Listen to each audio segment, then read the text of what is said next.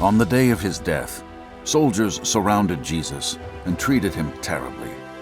"Hail the King of the Jews," they snickered, as they pressed a crown of thorns onto his head and hit him over and over with a staff. But Jesus was silent. He didn't speak up as they told lies about him or laughed at his pain. This was the very reason he came into the world. Jesus would give his life to save the world from its sin. Like an innocent lamb, he was led to his death. Jesus was forced to carry his cross up a hill called Golgotha, which means place of the skull. It was a horrible place, and there Jesus was hung on a cross between two criminals. Those who passed by shouted insults at him. "He saved others, but he can't save himself. If you are so powerful, come down off that cross." But Jesus wouldn't come down. He had chosen to die. He had chosen to love the world so deeply that he would give his life away to save it. As Jesus got closer to death, the sky became black, and from the darkness Jesus cried out, my God, why have you forsaken me?"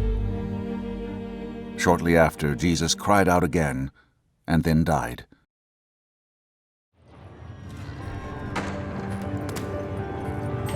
At the moment of his death, there was a violent earthquake. Inside the temple, the thick curtain that once separated a holy God from sinful man tore from top to bottom. These events terrified the soldiers who were there, and they confessed, "This has to be the Son of God."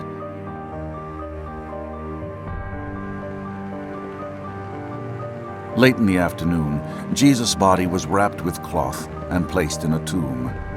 This tomb was carved from rock, and a huge stone was rolled over the entrance. Jewish leaders remembered that Jesus claimed he would rise from the dead after 3 days. They feared his disciples would steal his body and claim that Jesus had risen. These Jewish leaders demanded the tomb be made secure. Roman soldiers were ordered to seal the tomb and stand watch outside of it. 3 days later, early in the morning, 2 women who had been followers of Jesus went to see the tomb. Suddenly the earth began to shake beneath their feet as an angel came down from heaven and rolled away the stone from the entrance of the tomb. The angel shone like lightning, and the Roman soldiers standing guard fell to the ground like dead men. But the angel proclaimed good news to the women. "Jesus is not here. He is risen. Hurry, go and tell the disciples." The women ran from the tomb, astonished at what they had just seen. Filled with joy, they ran to tell the disciples what the angel had said. Suddenly, a man was standing in front of them. "Good morning," the man said. The women realized that it was Jesus standing before them, and they fell to his feet and began to worship him. Jesus told them not to fear, and then he told the women to tell the disciples to go to Galilee and that he would see them soon.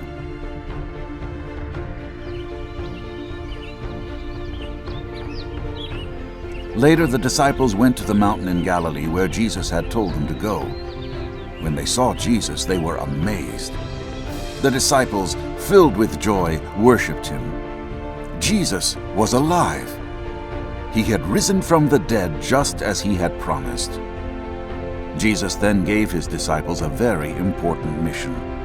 "Go, tell the world the good news about me, make disciples, and teach people to obey my commands."